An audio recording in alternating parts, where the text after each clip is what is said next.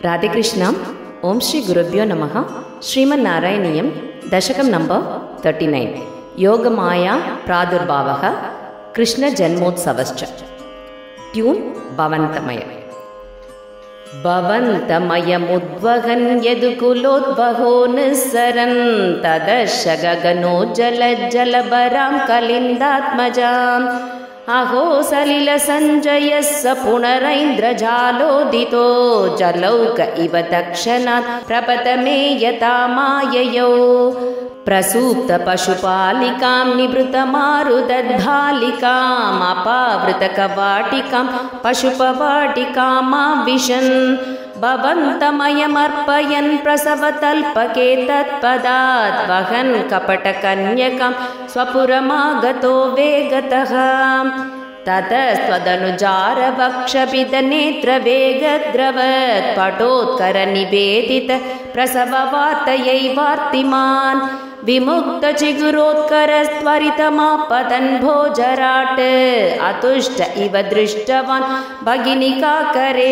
कन्यकाम् ध्रुवं कपटशालिनो मधुहरस्य माया भवेत् असाविधि किशोरिकां भगिनिकाकरालिङ्गितां विभो नलिनिकान्तरादिवमृणालिकामाक्षिपन् अयं त्वदनुजामजा उपलपट्टके पिष्टवान् ततो भवतुपासको झटिति मृत्युपाशादिव प्रमुच्य तरसैव सा समतिरूढरूपान्तराम् अधस्तलमजग्मुषी विकसतष्टबाहुस्फुरन् महायुधमहो गता किल विहाय सादित्युते नृशंसतरकंसते किमु मया विनिष्पिष्टया बभूव भवदन्तकः क्वचन चिन्त्यतां ते हितम् इति त्वदनुजा विभो कलमुदीर्यतं जग्मुषी मरुद्गणपणायिता भुवि च मन्दिरान्येयुषी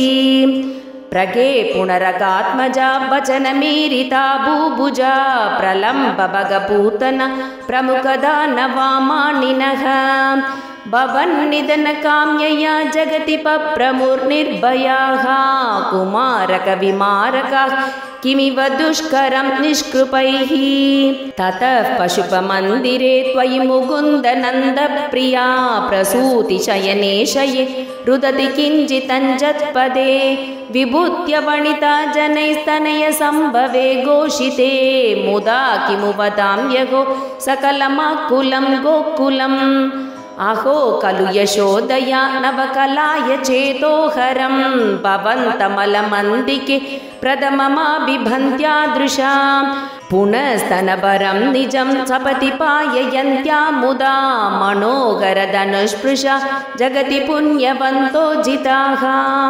भवत्कुशलकाम्यया सकलु नन्दगोपस्तदा प्रमोदपरसङ्कुलो द्विजकुलाय किन्ना ददात् तदैव पशुपालकाः किमु न मङ्गलं ते निरे जगत्त्रितयमङ्गल त्वमिह पाहि मामामयात् श्रीहरये नमः श्रीहरये नमः श्रीहरये नमः। सर्वत्र गोविन्दनाम संकीर्तनं गोविन्द गोविन्द। राधे कृष्ण।